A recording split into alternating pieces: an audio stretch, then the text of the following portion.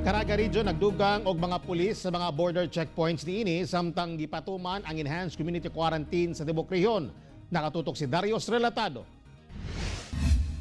Mas gipahugtan karon sa Police Regional Office 13 ang pagbantay sa mga border checkpoints. Subay na usab sa mando sa Regional Task Force COVID-19, One Caraga Shield sa tumong nga maprotektahan ang mga residente sa tibok rehiyon.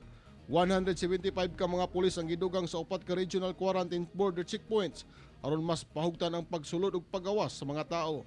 Ang upat ka entry checkpoints maong Lingig, Surigao del Sur, ikaduha sa Tagkatong, Agusan del Norte, ikatulo sa Trento ug Veruela, Agusan del Sur. Mao kini ang mga lugar nga nagkonekta sa rehiyon. Kompleto usab sa personal protective equipments ang mga pulis. Mayroon tayong sinasagawang send-off ceremony sa 175 ka mga personnel galing ng Regional Mobile Force Battalion at saka Provincial Mobile Force Company para ito i-augment sa 4 regional border quarantine control points sa area ng Caraga Region. Ako si Darius Relatado para sa One Mindanao.